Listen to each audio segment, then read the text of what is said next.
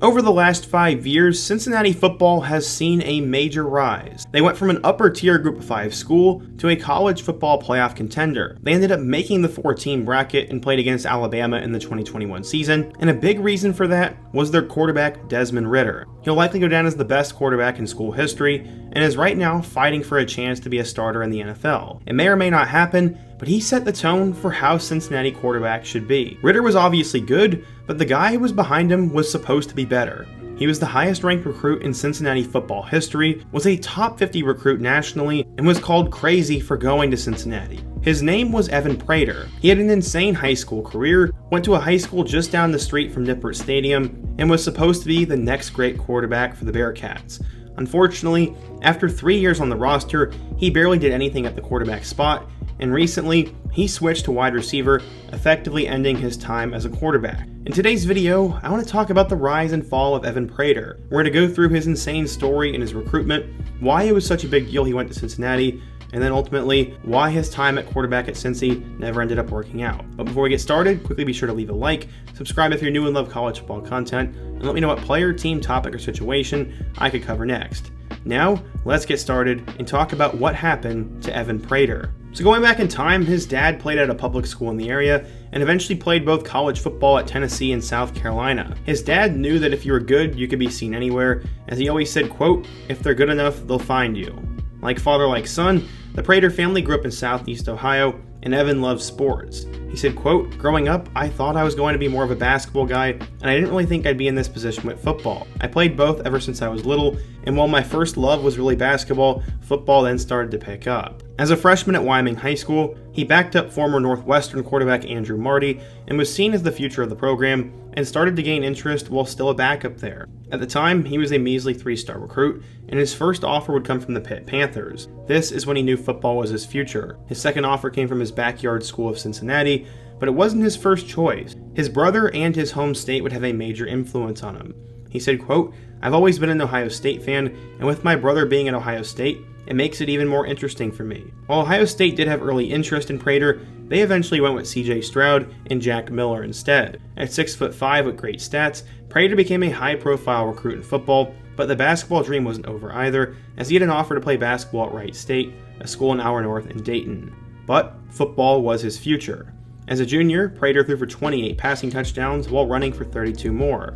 He led the Cowboys to a 2018 state title and was the Division Player of the Year there. During his recruitment, he became friends with Bearcats quarterback Desmond Ridder, who was very similar to Prater. Eventually, he'd commit to Cincinnati, which was a huge deal. Why Cincy? Well, he said, quote, "It was a big factor for me being 15 minutes away. Having my family come support me, and the whole Wyoming community and Cincinnati community on my side, that was a big factor." Joining him was his older brother Garen, who would transfer from Ohio State after being a walk-on receiver there. He'd get a chance to play with him, and Evan Prater heard the question a lot. Why Cincinnati? On surface, it makes no sense to ask. I mean, he grew up in Cincinnati, attended Bearcats football and basketball camps, and grew up 15 minutes down the street, and his brother was going to play there. So it really made no sense to ask why. But then you would see his ranking. Since the ranking of recruits had begun, no player had been rated higher than Prater for Cincinnati. The narrative is when you're a big-time player, you only go to a Power 5 program. For him to choose an American school, it was breaking the norm. That is why the question popped up so frequently. He was the highest-ranked quarterback recruit in the top 24/7 to ever sign with a Group of 5 program. He's one of only 2 to ever do so, with the other being Anthony Alford, who went to Southern Miss in 2012. He said, quote, "I just want to bring more success to Cincinnati and show people it doesn't matter if it's a big-name school. Don't get caught up in it. You can be successful wherever you go." The dominoes were not over, though, as there were the Luke Fickell to Michigan State rumors, the Marcus Freeman to the Panther rumors, and then Ohio State eventually came calling in early 2019. Both Tate Martell and Matthew Baldwin transferred out of the program, leaving them thin at the quarterback spot. By that time, though, Prater had moved on, and his brother would too, and he said, quote, "The interest was out the window." In terms of his high school career, he went 40-2 as Wyoming's starting quarterback and finished with 5,699 yards and 72 touchdowns. He also had 4,000 rushing yards. He was his division's Offensive Player of the Year, an All-American, and would eventually become Mr. Football. This was the first time a Cincinnati player had won since 1992, and he said, quote, "I'm excited, and it's really a blessing. To bring it back to Cincinnati is huge." He was a huge deal. According to 24/7 Sports, Prater was a 4-star recruit, the number 2 dual-threat quarterback, and the 45th best player in the class of 2020. So, how would he do down the street in Nippert Stadium?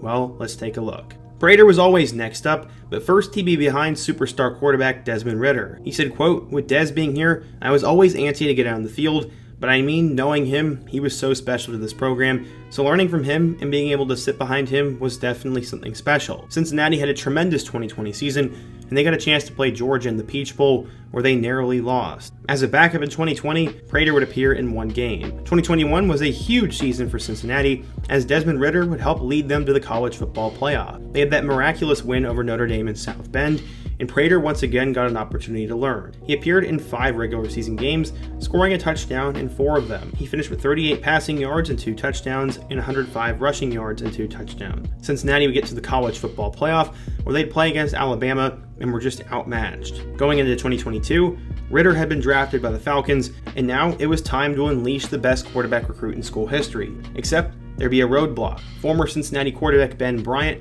had transferred to Eastern Michigan and had now decided to come back, and they would battle it out. Despite Prater's obvious potential in recruiting ranking, Luke Fickell named Ben Bryant the starting quarterback, and this was a shocker. They would lose against Arkansas in week 1, and Prater didn't really get an opportunity to play until November. He put up 127 yards against Temple and 102 yards and an interception in a loss to number 19 Tulane. He also helped them play against Louisville in the Fenway Bowl, where he threw for 1 touchdown. In total, he had 423 yards, 1 touchdown, and 1 pick, with 1 more rushing score on the ground. He struggled mightily in 2022, only completing 53% of his passes, and had a 26.9 QBR and also an 0-2 record as a starter. It turns out he was battling an injury behind the scenes, but Ben Bryant was somehow the better quarterback, and now 3 years into his Cincinnati career, Evan Prater was just not living up to the hype. Going into 2023, Fickell had left for Wisconsin, and they brought in Louisville head coach Scott Satterfield. Satterfield had an elite quarterback in Malik Cunningham when he was there, so many expected him to develop Prater.